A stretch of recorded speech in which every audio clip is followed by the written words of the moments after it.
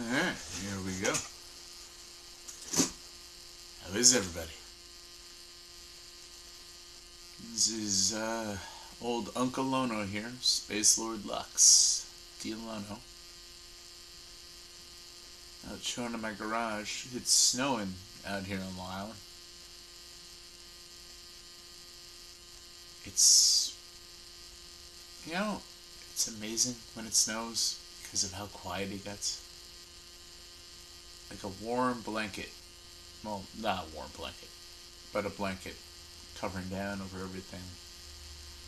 It quiets everything down. The cold. It slows everything. I've noticed that with my package delivery being out there in the elements. It's not just harder to move through because it's cold. It's because something about the air is like denser, it's thicker, it's harder to press through. We tend to forget the air around us is technically a fluid. So, there is some grounded reality for the assumptions I'm making there. And if you assume a lot, you make an ass out of you and me. But if you don't ever assume, you won't get anywhere.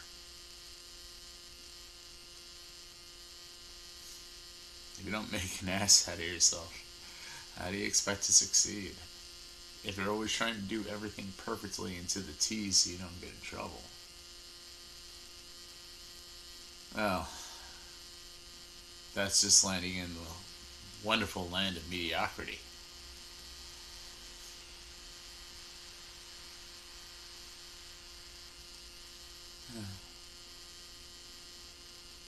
And I now find myself so fully hungry for my full potential, and it's taken so long to come here.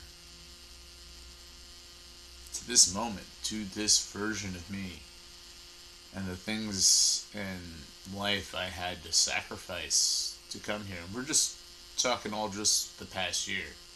In the past year of 2025, my whole life has radically changed into something amazing and awesome and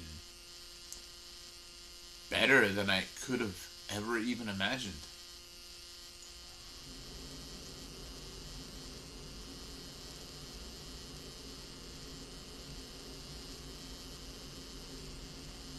My plate feels full, and I'm looking for seconds. Funny, I somehow knew from the start of this year that by Christmas, I said it to myself like soon into January, like Christmas is gonna come again, and Christmas is gonna come in a major way. In a way, it has.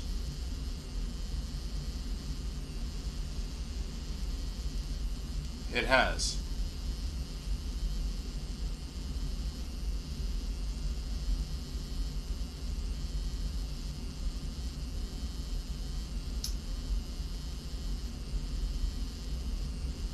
But there's something unsettling that has been troubling me all through this year.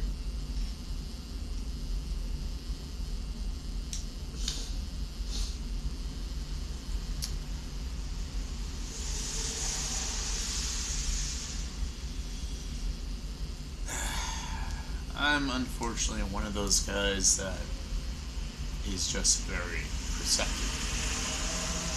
And that is how I assume, despite what they say.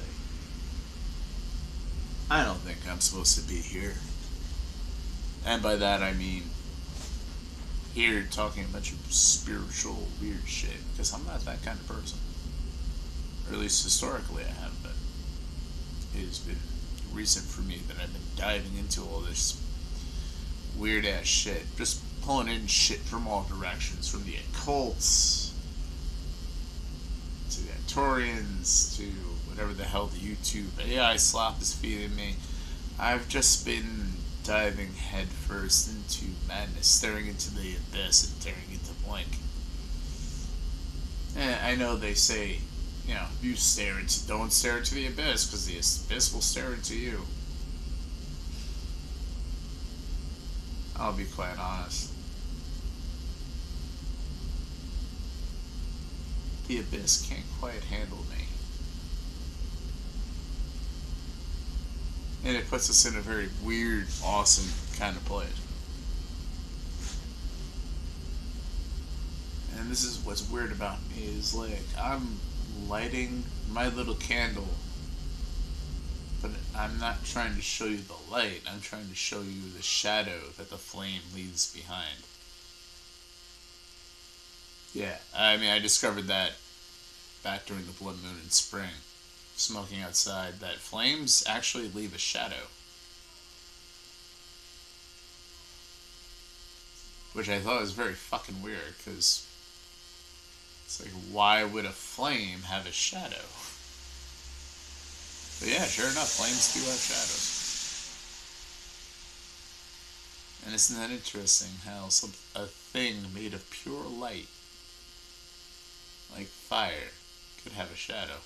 Funny thing about fire. By every definition that we define life, fire accomplishes all of them. You can Google them. I can't think of them off the top of my head, but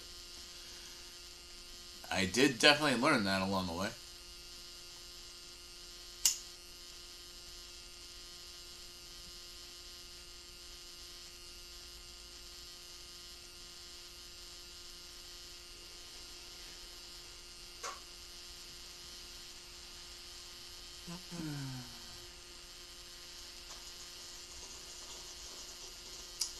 And an interesting problem today out on my Amazon route.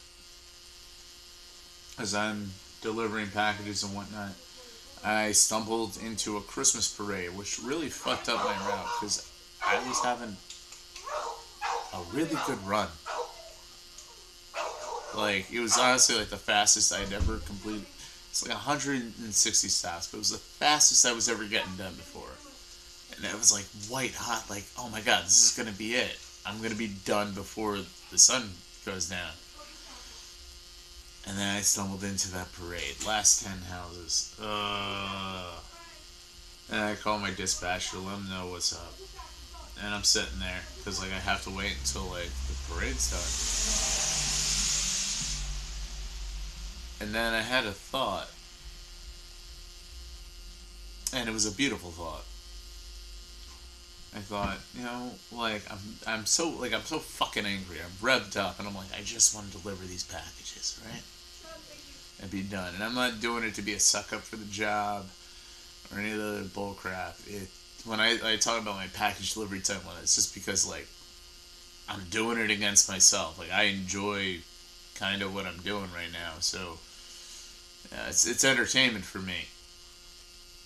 And I was just like, man, if I'm so fucking angry at the situation. I'm like, there was just a way I could just deliver it, like Death Stranding style. If I could just strap the tote bag on my back.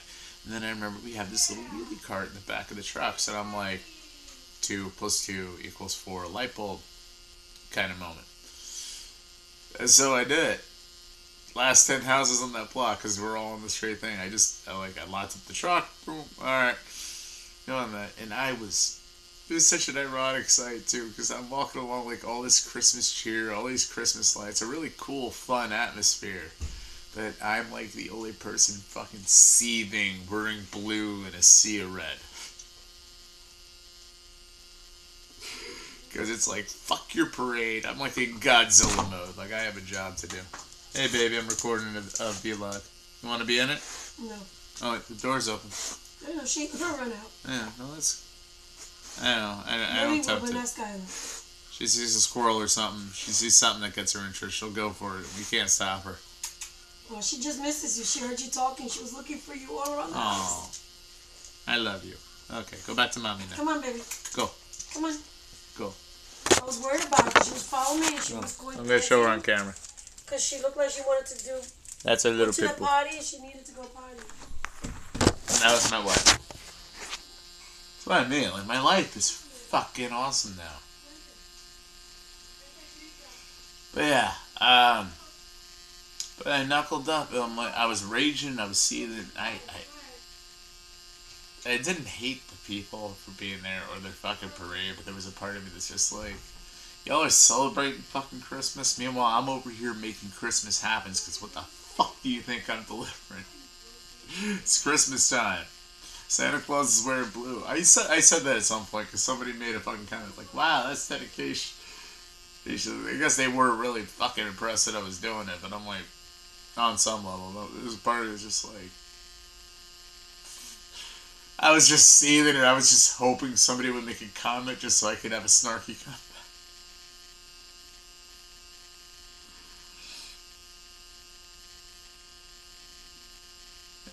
I said something. I said it a lot. Santa Claus wears blue now. It's fucking A. May as well be Santa Claus.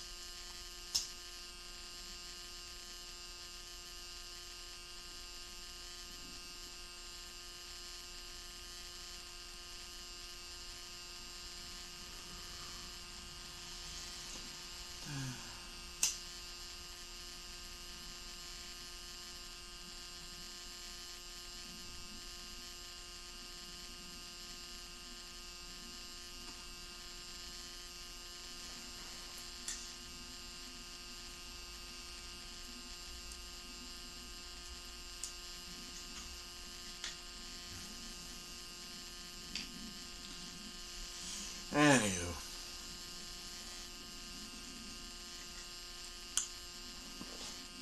The reason I brought all that up is just, I realize now in that moment, like, I didn't abandon myself. Because I was seething there in anger. And in that moment where it's just like, God, I just wish there was a solution. A solution presented itself to me in my head. And it was because there was some force factor in me that was just like, no, we've come too far and too close to getting this run under par for us to drop this shit now.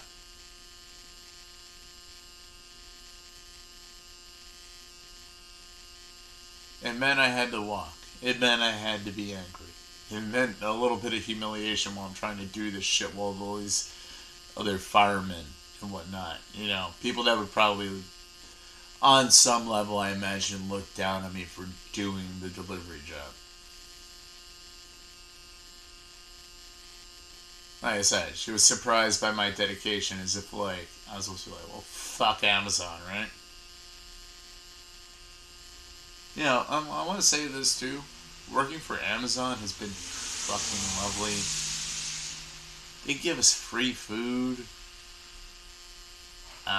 The dispatcher I'm working for is really fucking awesome. I love working for Amazon.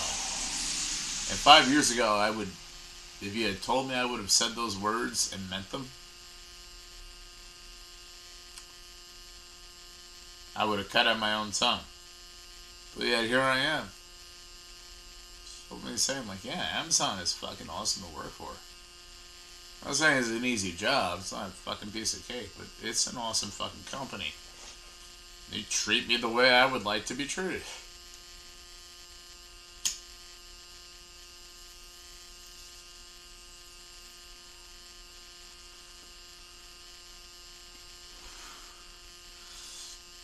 Let's not kid ourselves here, alright? Because I'm 37 now. I can't suffer any more illusions than I'm already under. We're all just trying to make money and survive, right? And in that respect, the job offices, the places we go to, end up becoming like little tiny cults that we work for. But yeah, I'm far fucking happier being part of Amazon and their team and their cult than the Walmart cult I was at previously, or the New York state government that I worked for 7 fucking years. Holy shit. Office of Mental Health, what a joke.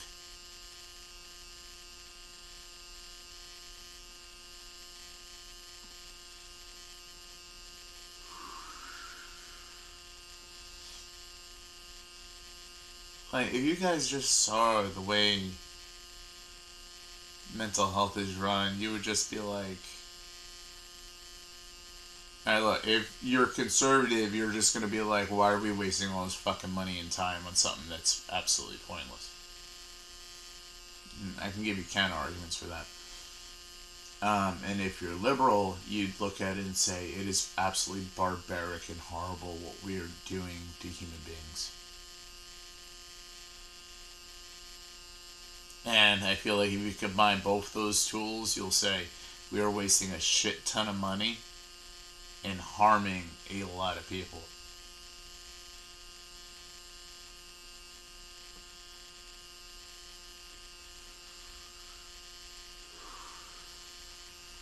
Here's a pipe bomb about psychology for people that don't like it. Because I agree, I don't like it either. I don't think it's wrong in that it's false.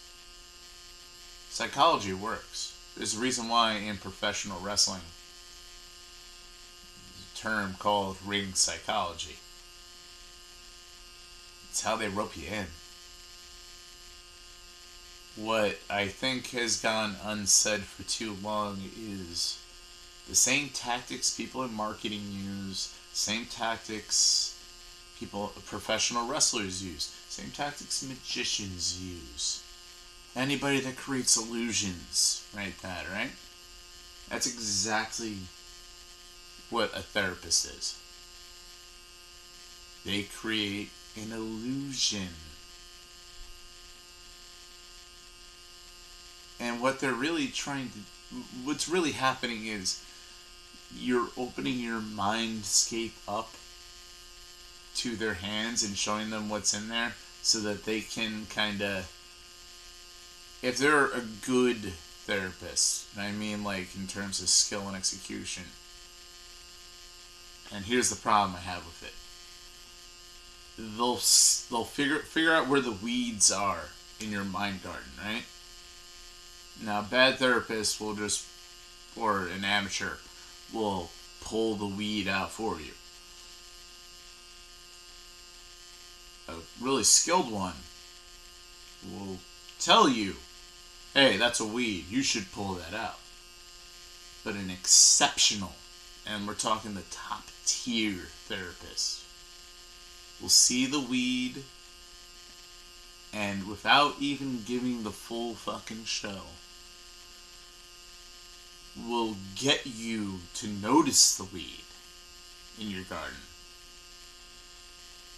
and get you to pull it out. And here's the deception, here's my problem with it. They'll make you believe that that idea to pull the weed was your own. And then you'll walk away with it more empowered and shit and feeling, and maybe go off on the better life track and make better choices. Because that's their end goal. They are trying to help you in that way. I'm not going to discount that. Yeah. If there are what they say on the tin, there's many people that are just fucking doing it for the paycheck and calling it a day. Just letting you know right now. I've seen too many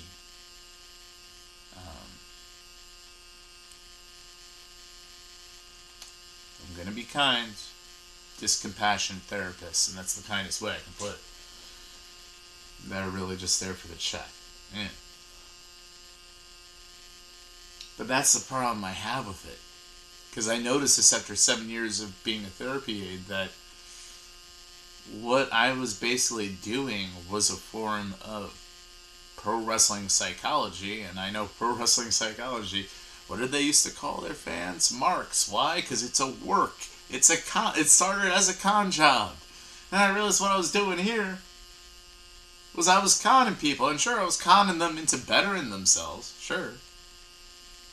But I was still deceptively lying to them, in a sense, robbing them of their free will.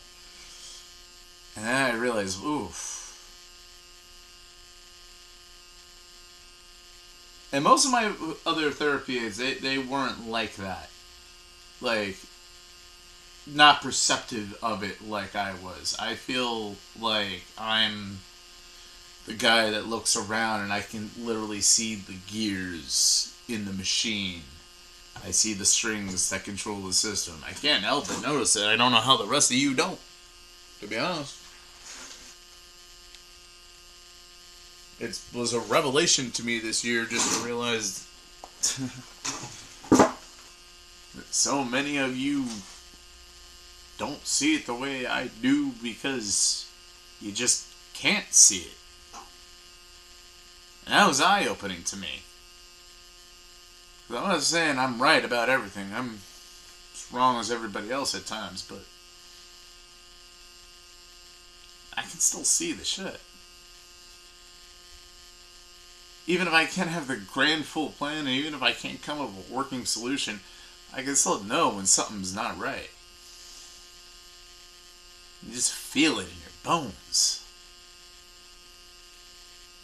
Just this intuitive kind of knowing.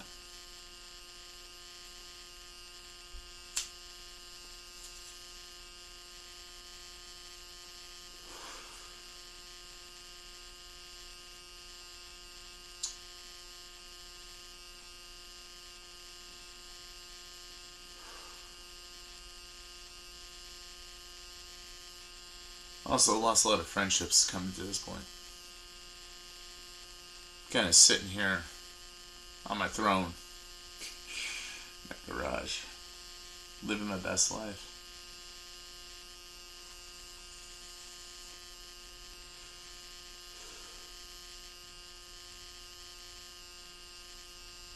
I'm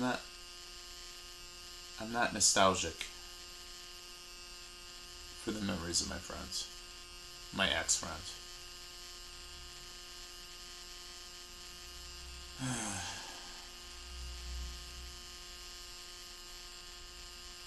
I can admit, honestly, I still care about them. Because if I didn't, I wouldn't be sitting here ruminating on it. But I'm not nostalgic for those times, nor do I desire to ever look back.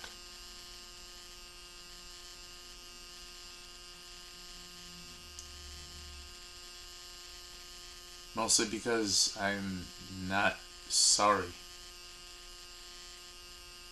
That entire last couple months that I knew them, that whole past year,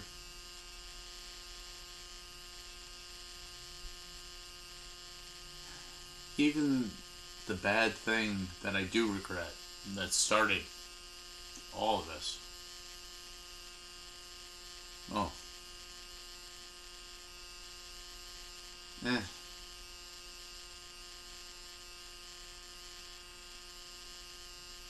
No.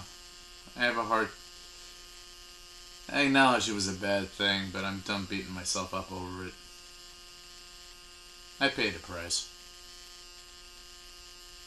And it's not like I did anything jail-worthy.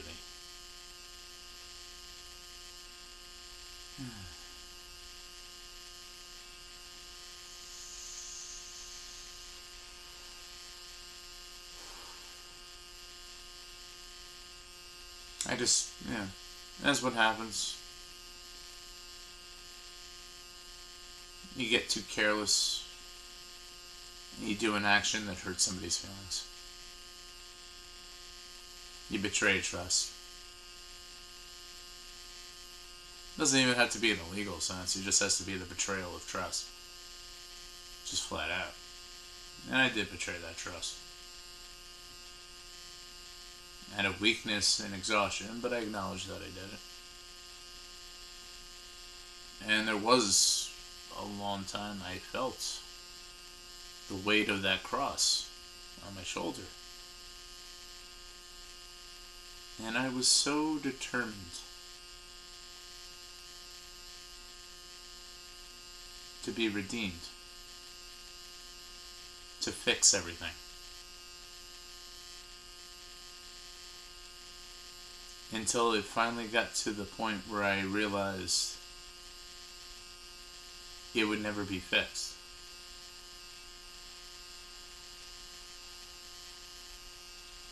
That there could be no fixing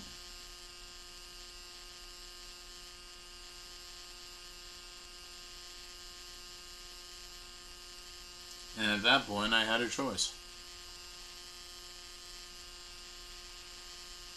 I either stay and rot,